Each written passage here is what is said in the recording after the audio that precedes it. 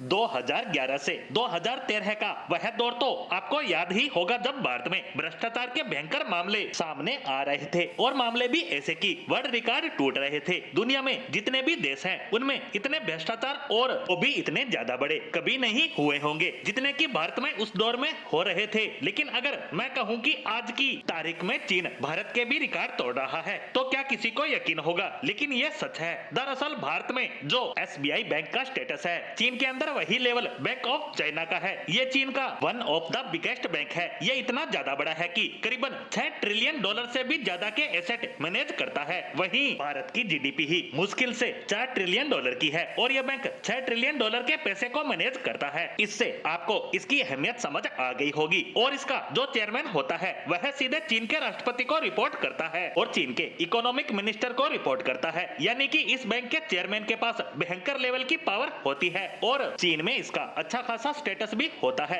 अब आपको इसके बारे में समझ आ गया होगा। अब करते हैं बात हमारी आज इस पे बात करने के कारण की। दरअसल चीन से निकलकर खबर आई है कि बैंक ऑफ चाइना का जो चेयरमैन है उसे फांसी की सजा दी गई है और ये अब से कुछ ही समय पहले रिटायर हुए हैं, जिन्हें अब गिरफ्तार किया गया है क्योंकि इन्होंने इतने बड़े लेवल पर करप्शन किया है जिससे चीन की पूरी फाइनेंस इंडस्ट्री हिल गई है। ये आदमी कितने बड़े लेवल पर भ्रष्टाचार कर रहा था, इसका अंदाजा इस बात से लगाइए कि सिर्फ एक मामले में ही इसने 1600 करोड़ की रिश्वत ली है। इससे आप सोचिए, जब भ्रष्टाचार करने वाले ने 1600 करोड़ रुपए रिश्वत दी है तो उसने भ्रष्टाचार कितना बड़ा किया होगा और कितने लोगों को और रिश्वत दी होगी। इसी को लेकर अब चीन में सवाल उठ रहे हैं कि चीनी सरकार का एक आदमी जो चेयरमैन जैसे महत्वपूर्ण पद पर रहा है वो इतना बड़ा भ्रष्टाचार करता है और चीनी सरकार का एक भी आदमी गिरफ्तार नहीं हुआ तो जरूर इसे चीनी सरकार से संरक्षण मिल रहा होगा। तभी तो एक अधिकारी सिर्फ एक ही मामले में इतनी बड़ी रिश्वत ले रहा है, वरना सरकार की इतनी बड़ी मशीनरी के आगे इतना बड़ा भ्रष्टाचार होता रहे और किसी को पता तक ना चले, ये तो असंभव है। ऐसे में चीनी राष्ट्रपति पर भी सवाल उठ रहे हैं क्योंकि चेयरमैन पद पर तैनाती खुद शी जिनपिंग और उनकी पोलित ब्यूरो करती है। ऐसे में जिम्मेवारी सीधे राष्ट्रपति की है और इसीलिए शी जिनपिंग के दामन पर भी अब दाग लग रहा है और रिपोर्ट्स कहती है कि शी जिनपिंग अपना दामन धोने के लिए इस आदमी को फांसी पर लटकाने तक को तैयार है। वहीं दूसरी तरफ इस मामले को पूरी तरह से देखा जाए तो इस समय चीन बहुत बड़े संकट से जूझ रहा है। भ्रष्टाचार सिर्फ एक जगह ही नहीं है। इनके डिफेंस मिनिस्टर जो 1 महीने पहले ही तैनात हुए हैं उन्हें भी गिरफ्तार कर लिया गया है। हैरानी की बात तो ये है कि इनके पहले वाला रक्षा मंत्री भी ऑलरेडी भ्रष्टाचार के मामले में सजा काट रहा है। इतना ही नहीं, उससे पहले वाला मंत्री भी जेल में है,